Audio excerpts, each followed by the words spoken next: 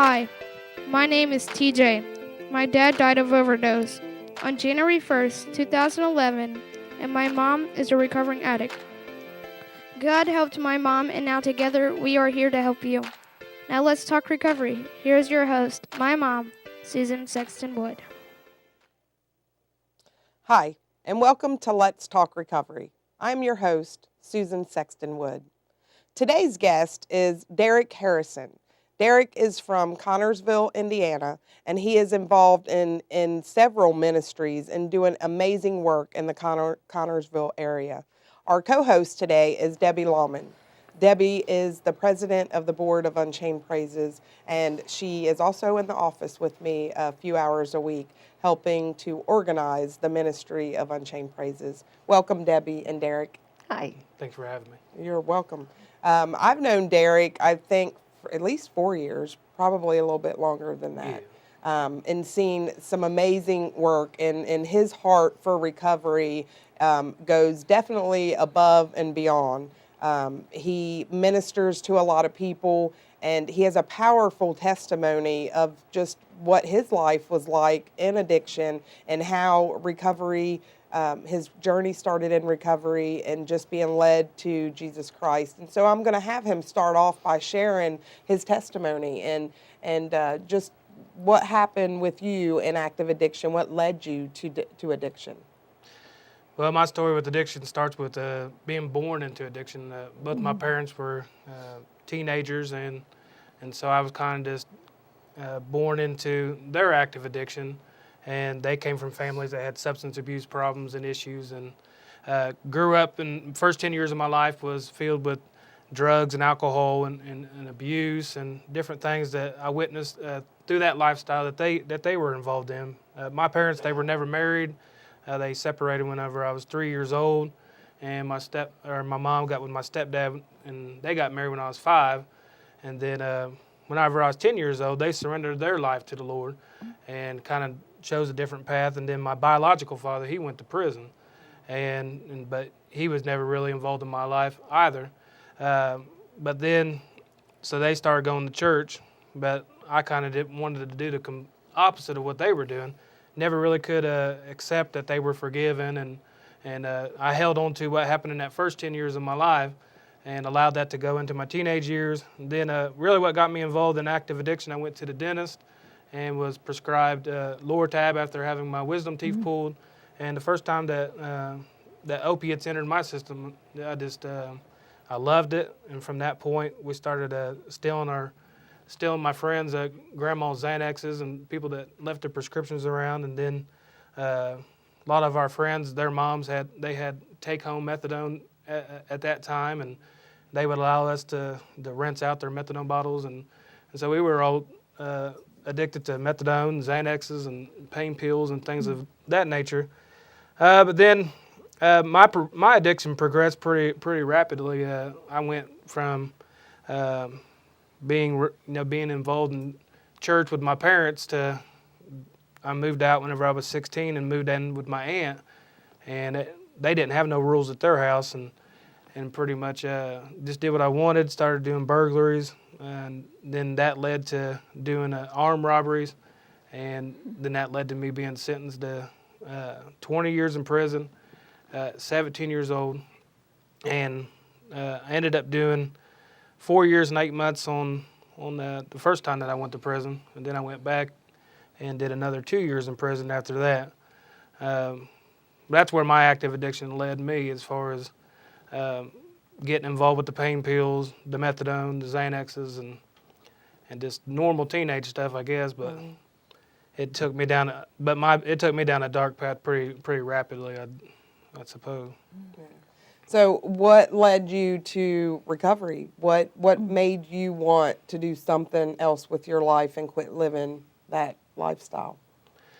Well, I had great examples in my life. Like my biological father, he got out of prison whenever I was 12, and he pretty much he turned his life around. And so I had an example of somebody that can get out of prison, and he just started working and raising my sisters, and he just became a family man. So I had an example there. And then I had an example of my parents who had surrendered their life to Jesus Christ and had been delivered and set free. And so I had all these great examples in my life, but really it wasn't until I went back to prison the second time and went through the therapeutic community in prison. It's like an intensive drug and alcohol program in prison. It was 18 months long, and that's the second time I went to prison. That's what I did. But when I got out, I didn't apply anything that I learned, but it always stuck with me, the things, different things that they taught us, and so I took that. But before I'd left prison, I had signed up for school, and I didn't really know what I wanted to do in school. And then I got signed up for human services, and the entire time that I was going to school, I was addicted, and I was addicted to alcohol and addicted to drugs. And we had to do case studies for school, but I just used my own personal life as a case study. And so the whole time that I was going to school for human services to to eventually become a drug and alcohol counselor, I was addicted and addicted to alcohol and still involved in a criminal lifestyle. So what led you to actually choosing recovery and putting the things that you had learned into action and not using anymore and going to some meetings and Well, for me, it happened. I never really went through a meeting. It happened. I had 2 near-death experiences at the end of 2011, and I say 2 near-death experiences, or just a reaction to the drugs and the lifestyle that I was living at the time. But pretty much, I got out of prison in July 2010, and had gotten addicted to alcohol, and had gotten involved with a group of individuals who I was trying to relive all the years that I'd been in prison. I was trying to relive it, and it just got very destructive very fast. And I knew that I was on my way back to prison if I continued in the way that I was going. And I always had a praying mother through all of this, and so she played a vital role in it as well. Mm-hmm. I had a mother who was a prayer warrior, and just unconditional love, and just always spoke into my future and encouraged me that I didn't have to continue to repeat the same mistakes. But all through 2011, I knew that my life was getting destructive, and things just started to come to a point at the end of 2011 in November, and I was at my aunt's house and had left. It was a normal day, but I'd been shooting cocaine, been abusing cough and cold medicine, drinking, smoking weed, and just a combination of not sleeping and just the people that I was around, not being able to trust them. I don't know if I had a nervous breakdown, episode of psychosis, or whatever it was, near-death experience, whatever it was. I ended up getting arrested at the corner of 8th Street in Connersville, Indiana, and they took me to jail. But really, it was a turning point for me because they took me to court the next morning, and the judge had said something. I'd never been talked to by a judge like this because they had left me in the jail all night long in the condition that I was. And the judge said, "Mr. Harrison," and they had taken me to the hospital the next morning. And then after taking me to the hospital, they brought me to the courthouse, and they were going to OR me. And I'd never been OR'd or released from jail. But the judge said something that really caught my attention. He said, "Mr. Harrison, it's come to our attention that there's something wrong with your heart."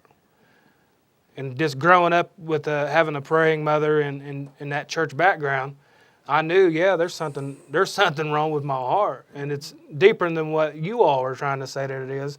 There was a spiritual condition in my heart, and that I knew that I was coming to an end of what I was doing, and it was time to change. And so when he said that, I answered him as honestly as I could, and I was still under the fog of the drugs. I said, "Yes, sir, Your Honor. There's been something wrong with my heart for a long time." But they released me, and then I'd like to say that I changed from that point on, because it should have been enough to scare me, but went back to doing the same things that I was doing, same drugs, and just ran and ran. But I had robbed my grandfather for his Xanaxes, and he was on hospice, and it was right before Thanksgiving. And my parents had set it up to where I was able to come and talk to him because he wanted to make things right with me. But it was just another light bulb that went off. I went in there, and my grandfather said, "I've always loved you like you were my own." He says, "But you broke my heart." He says, "But I forgive you." And then another light bulb went off. And so here I have the judge who said there's something wrong with my heart. And now I have this man who's on his deathbed, and the only thing that he's concerned with is trying to make things right with me. And I pictured Jesus Christ from the cross and all that had been done to him. And yet from the cross he says, Father, forgive them, for they know not what they do. And that's what that picture went through my mind, seeing my grandfather on his deathbed. But that was overwhelming to me. I left there, and I wish I could say that I changed even from that point, but I didn't. Went through Thanksgiving, and then the very next day after Thanksgiving, I ended up in jail with a DUI and had wrecked my car off an embankment and almost hurt the individual that was with me. And that's where my drinking had drove me, is going over that embankment, and ended up back in jail. But I had 12 years of probation that I was facing, and I was angry and mad. And I had never been bonded out of jail before. And I sat in jail until about December 18th, and then my parents came and bonded me out. First time they'd ever bonded me out. And I'd like to say that I changed even from that point, but I didn't. Got out, went back to the same friends, and did the same drugs, did the same things. Then everything came to a point, December 29th, 2011, and I was sitting in an apartment, and almost two apartments down from where I live at currently. And I was sitting in an apartment, and I was with everybody that I thought that was my friends, and we were doing everything that we thought that friends do, the music, the drugs, and just everything that I thought that I wanted in that room. And I felt, all of a sudden, a feeling came over me. I felt more alone than I'd ever felt. And I did countless numbers of months in segregation in prison, and never felt as lonely as I did in that apartment. And just a feeling came over me, and a thought came over me that spoke into my spirit, or into my conscience, or whatever. It says, you deserve to die, right? And I agreed with that thought. And when I agreed with that, just different parts of my life flashed across my mind. I lost consciousness of what was happening in that room, and just felt like the weight of my sins and everything that I'd done over my life was pressing down on me in that room. And about the same time that was happening, my phone vibrated in my hand. And it was my praying mother. She was in a church service. The Holy Spirit told her that something was wrong with me, that she needed to get a hold of me right then, and she obeyed. And she texted me these words, and it changed my life. And she said, "Are you going to let the devil destroy you?" And all the light bulbs just lined up at once, and that's exactly what I've been doing. There's something wrong with my heart. Here's this wonderful Savior that we have, who forgives us, who died on the cross for my sins, so that I can be forgiven, and the power of sin can be broken over my life. But the choice was still mine. Am I going to let the devil destroy me? And I stood up in that room, and everybody was saying, they called me Petey Shady back in. They said, "Petey, where are you going?" But that name lost its attachment that day, and I walked out of that room, and some of those people I haven't seen until I started Better Days, and that's what made me want to start Better Days, was so that those individuals can meet me where I'm at now, because I don't go back to where I was, and that's how it happened. Right, and that's powerful. Just the steps and how you knew God was speaking to your heart, and the power of addiction, and it's a battle back and forth, but it reminds me of we can start changing even in addiction, and that's what it just touches my heart to hearing that. And you just mentioned Better Days, and so share with us your ministry, and it's several years now. How many years have you been doing Better Days? This year will be 4 years. We started in March of 2014, my mother and I, and we just wanted to have the dynamic of a mother who had her own history of addiction, but had gotten clean, and then had a son that went to prison and went through addiction, and then having the dynamic of a son that's been through prison and also had lived a life of their parents in addiction. And so we kind of have both dynamics that work there, and she has a powerful testimony as well.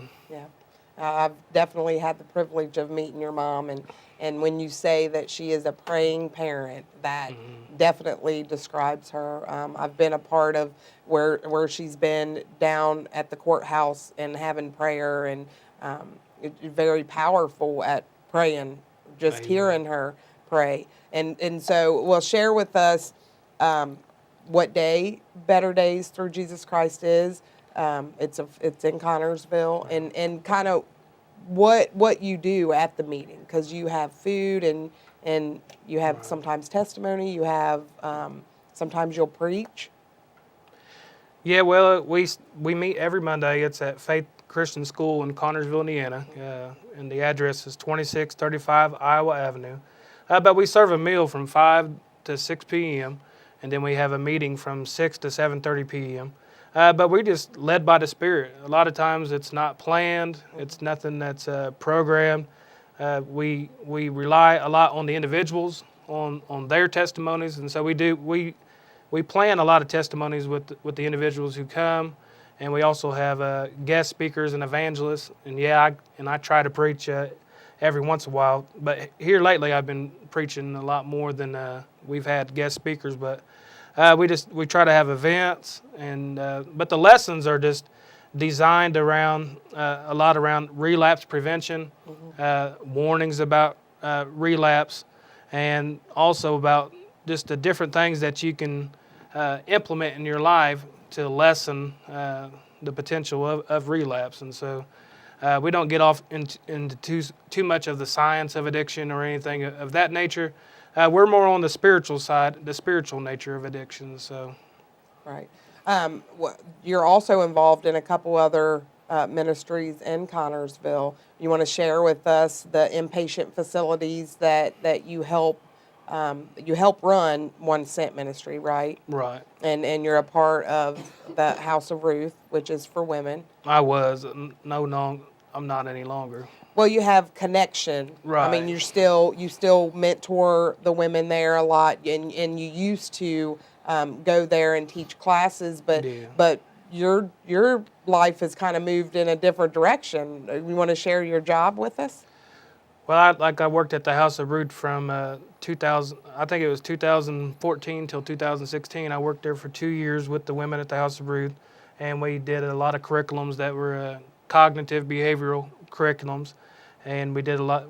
Like Joyce Meyer's Mind Connection and criminal addictive thinking and anger management. So I worked there for 2 years, and while I was going through school, finishing up school. But then at the end of that, a door opened up for me in community corrections in Connorsville. And so, and I go into the jail once a day or twice a day and teach classes in the jail and have a privilege to do that. And so it's definitely good to be on the other side. But also, One Cent Ministries is a Christ-centered, transitional, sober living facility. And it's for men, mostly for men that's getting out of jail, getting out of prison. We don't really deal with the homeless population, and we don't necessarily deal with individuals who are just coming out of active addiction. I feel like there's facilities and programs that are more equipped and more effective in treating that. And so we want individuals who are coming out of prison, and so that they can get back on their feet and live a successful life outside of prison. Right. It's amazing of God's humor, isn't it? With Right. your life incarcerated several times, and then where God has you walking into the jail and teaching classes. I know for me, I go into one of the facilities in Randolph County, and I work with people one-on-one, individual, and the slamming of the door. Yeah. That takes a little bit getting used to go in there freely, doesn't it? Yeah, it does. It definitely does. But it's a humbling experience, and definitely something that I know, like I tell individuals, that I'm not necessarily employed. I know that I've been deployed. I know that I'm sent. I'm there by God's assignment. I'm there by the appointment of God. I know what my purpose is in life today. I know what each of my days have meaning, and I know that I'm sent by God to help individuals with addiction and incarceration. And so it's not so much that I'm employed. I'm grateful to be employed and being paid and being able to make a living. but I know that I've been deployed there by God, and so it's a very humbling experience. Yeah, it is. You mentioned about relapse. You teach on that, on either causes or how to prevent it, or could you elaborate on that just a little bit more? Well, relapse prevention, Yeah, that's it. Relapse it prevention. entails just being able to monitor yourself, being able to assess what high-risk situations there are in your life. And, you hear the catchphrase that you got to change your people, places, and things, and it sounds simple to a person, but that's the reality of relapse prevention, just being able to pay attention to high-risk situations and being able to self-monitor yourself for any kind of triggers, any kinds of cravings, any kind of cues to want to use, any kind of urges. But relapse prevention to me includes 5 main areas, and that's time management, money management, stress management, anger management, and just overall recovery management in general. Okay. And so if you'll break down the more parts that you can break your life down into, instead of trying to approach recovery as a whole and getting overwhelmed by the idea of, man, I got to live my life in recovery. But if you'll break your life down into areas and work on your area from each of those different approaches, I feel like a person can definitely have a successful relapse prevention. Very good, very good. I know that seems to be such a, I know Susan has mentioned this here recently about, you don't want to say, yeah, you may have relapse, or that's normal, if you will. And it sounds like what you're doing is trying to concentrate on it doesn't have to be the normal. Right. By putting these things into a structure, basically. Absolutely. And I think you have to have a proper understanding of relapse. Relapse doesn't just include using drugs and alcohol. An individual can relapse in several different stages. We relapse mentally, we relapse emotionally, and before you ever relapse physically. And so if a person will learn to self-monitor and be honest and use their accountability partners and systems and programs and whatever, all the different things that are in place in their life, if they'll self-monitor what's going on with them mentally, what's going on with them emotionally, what their self-talk is. And I tell people, you got to become your own snitch. If you're tired of other people telling on you, you got to learn to start telling on yourself. And start telling on yourself for what you're thinking. Start telling on yourself for what you're feeling, and share that with other individuals, whether it's through a journal, whether it's through a sponsor, whether it's through an accountability partner. You can't carry all that stuff alone. And that's what I think causes the most potential for relapse, is when individuals start isolating and trying to do things alone and feeling like they're alone. You're not going through any experience that another addict or an individual hasn't gone through. And so you got to use the help that's available to you. Right, and to feel comfortable saying it, and that's where we're trying to keep ourselves humble. We'll just keep humble, because without talking about it, it leads to relapse, and it's just it's going to happen if we don't talk about how we're feeling. And one of the other times that we just did a taping, we were talking about that. That's one big thing. I almost want to say, for me, I talk all the time about how I'm feeling and what's going on with me, and so I almost want to say I vomit my emotions, because I'm constantly saying, this is how I'm feeling, and I don't understand it, or this is how I'm feeling, and I know what's going on with me, and this is what I know I need to do. And so I'm going to put you on the spot, because one big thing that I love about you is the way that you preach, the way that you bring the word across, and the power that comes with it. So we have about 5 minutes. Okay, and so a couple minutes just to share with whoever's watching what God could put on your heart to just give some of the word and the way you do it, because your voice and the way that you bring it across is it's incredible, and that shows me like God's got his hand on you, and he's definitely using you. And I get excited anytime I'm able to take time to just hear you and how you bring what he wants you to bring across. So somebody that might be watching. All right. Well, one of my life verses is Romans chapter 15, verse 13. It says, "Now may the God of hope fill you with joy and peace in believing, and may you abound in hope by the power of the Holy Ghost." And so one of the realities of addiction is sometimes that we can feel hopeless, we can feel helpless.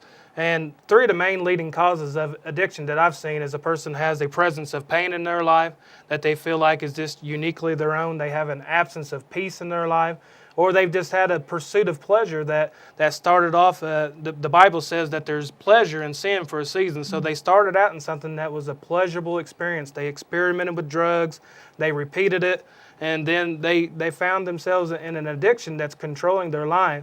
But the reality is that the Bible says, may he fill you with joy and peace and believing. And so I would tell a person that you can have joy and you can have peace outside of an experience and lifestyle of addiction. And so he's the God of hope. And I would just encourage somebody to turn to him as that God of hope. And in my house, I have a door, and there's a peephole that lets in a stream of light. And on my staircases, every once in a while, I'll see just a rainbow of light. And I think sometimes for individuals, that's all the hope that seems to be able to be getting into their life. And but the reality is that Jesus Christ is standing at the door, and he's knocking for every individual. And so whenever it is that you see that stream of light come in, go ahead and open the door to hope and recognize opportunities in your life when a Susan Sexton's put in your life, or whenever you're able to go to a House of Ruth or a One Cent Ministries, and take advantage of those opportunities and open up that door of hope and receive God's promise for your life. That's good. I want to thank Derrik and Debbie for being on the show. And if you're someone that may be struggling with addiction, listen to what Derrik said. And I want to encourage you to go visit him at Better Days Through Jesus Christ, to listen to him bring out the word and the true meaning of recovery, and just listen to the steps that he just shared with you. You know, it's not just about the full-blown relapse. It's about the things that happen before you even pick up. And so Better Days Through Jesus Christ is in Connorsville, but you don't have to live in Connorsville to go. You can be from Winchester. You can be from Richmond. They will definitely welcome you with open arms. They will feed you, and they will love you right where you are. And let him speak life into you. Go and just enjoy the fellowship and the time of giving and listening and just being loved on when you feel like that you're not lovable. And for most of us, I think we've all felt unlovable, and not just because you may struggle with addiction, but because you just struggle. Everybody has a struggle. And so if you need more information on One Cent Ministry or Better Days Through Jesus Christ, or if you're looking for a woman's facility, you can get a hold of Derrik, and you can also get a hold of me when it comes to the House of Ruth. We're here to lead you to recovery and to help you put in front of you the steps that it takes to stay in recovery. You can change, and you can put forth effort to change with others that will surround you and love you until you can love yourself. We want to thank you for joining us on Let's Talk Recovery, and we want to pray for you. So reach out to us for help.